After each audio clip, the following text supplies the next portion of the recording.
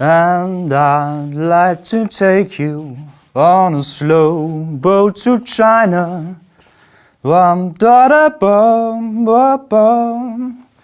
really not that easy, but at least I'm able to paint the characters on a piece of paper rather than chiseling them into stone or carving them in bone. Even easier, in fact, is just to print them out. Writing, paper and printing. They're all Chinese inventions. Let's have a look at them now.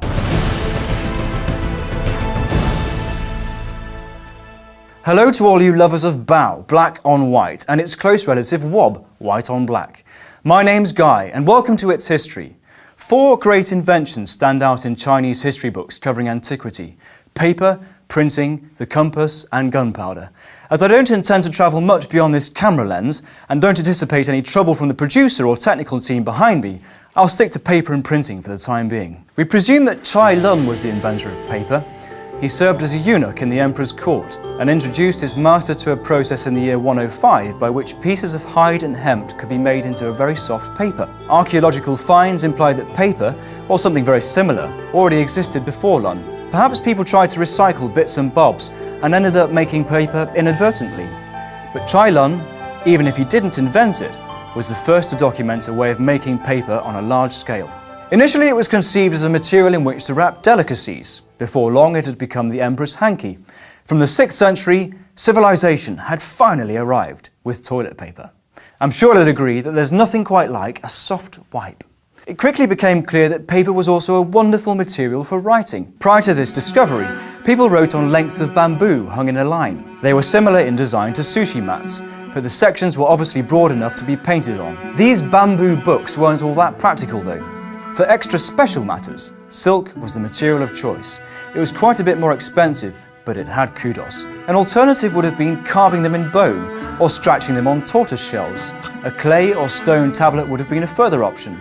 But what did people write back then in the 6th century? Chinese characters have existed for several thousand years. Even very conservative estimates assign an age of 3,000 years. That makes Chinese writing the oldest continuously used writing system in the world. Old Chinese was monosyllabic, 1 syllable per word.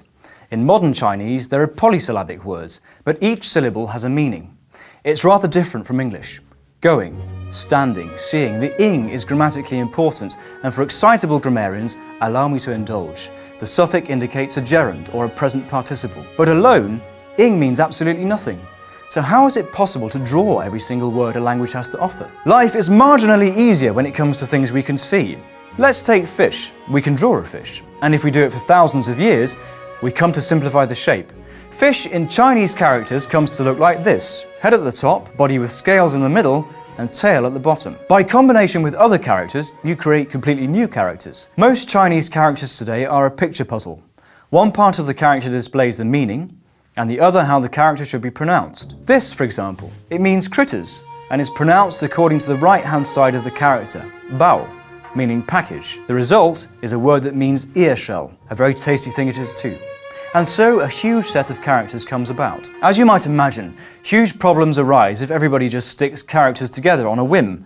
Nice as guesswork is, just imagine a letter along the lines of, Your Majesty, attacking forces intend, unknown character, unknown character. It would really have little use, wouldn't it?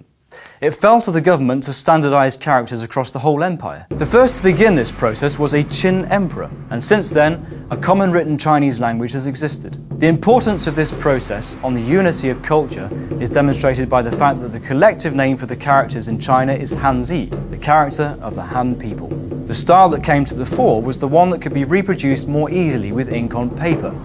From about 200 AD, during the time of Wei and Jin, the characters have more or less stayed constant. Wide revisions came only in the second half of the 20th century. Japan and Korea made simplifications to the characters after the war. Mainland China introduced these changes in the 50s. A second round of simplification happened in the 70s, but there was no uptake.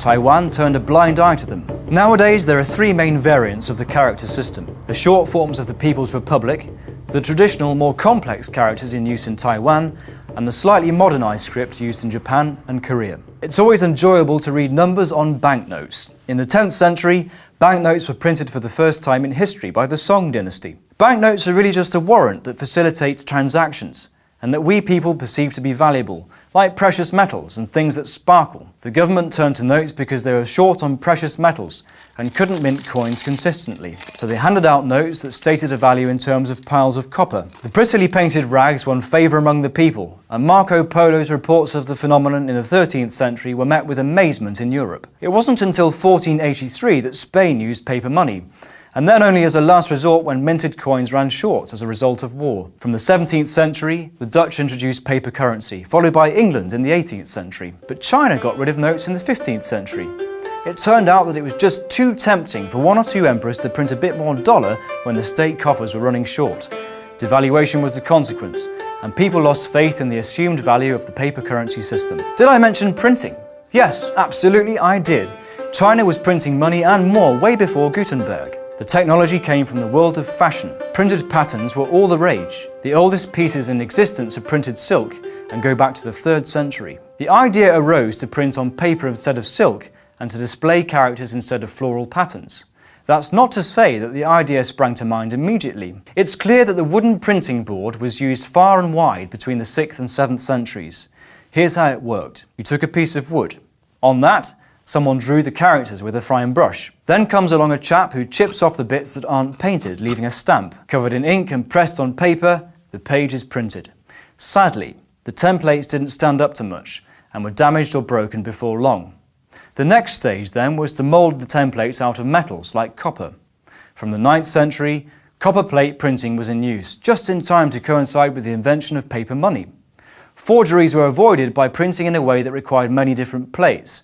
The more people involved, the harder it is to arrange a conspiracy. It was probably Bi Cheng who had the idea to use this printing technique more widely. He produced ceramic cubes in 1040 with the Chinese characters embossed on their surface. He put these together in an iron frame to achieve the desired text, such as the page of a book. Printing with movable type had been created, but it didn't catch on. So in 1298, Wang Zhen had another go. He used wooden type and a rotating setting square so that you could switch between characters more easily. As the wood wore out quickly, it wasn't long before cast iron was being used instead. The problem, however, is that there are very many characters. It took ages to set text, even though it was obviously quicker to print than write out 100 copies by hand. But the invention needed time to bed in. People had to learn how to set the characters, and those responsible had also to be able to read. The idea didn't take China by storm and remained reserved for administrative publications, family registers, and similar documents. The situation was different in the Western world. Paper had found its way west via Arabia. In 1436, Johannes Gutenberg designed the paper press. It isn't known whether he was aware of China's setting squares, but his invention started off along similar lines. He made different letter combinations out of metal and developed a simple frame to hold the metal pieces. He used a modified olive press to press the set square and an oil-based ink. That meant that the paper wasn't sucked in so much as in China with water-based inks. Gutenberg's invention overtook the completely manual Chinese version, and the Roman alphabet had the advantage that it didn't consist of tens of thousands of characters. While Wang's printing technology didn't cause much of a stir at all, Gutenberg's device changed the world. Technological supremacy didn't head back in the direction of Asia until the 18th century, via missionary stations in Japan and Korea. Such that the problem of Chinese characters wasn't really solved until the arrival of digital printing. For foreigners to the Chinese alphabet like me, a tidy printout makes life a lot easier. Have you ever tried drawing a Chinese character? I have, and well, the result was interesting. You can check out my artistry on our Instagram account by clicking up here. Regrettably, for a man of the old order like me, printed material is gradually being phased out as we become increasingly used to peering at tiny screens. Do you think there will ever be a time when paper ceases to exist? Leave your comments and questions in the section below, and don't forget to subscribe to It's History to receive every video we produce on this channel. My name's Guy. Thanks for popping by. See you next time.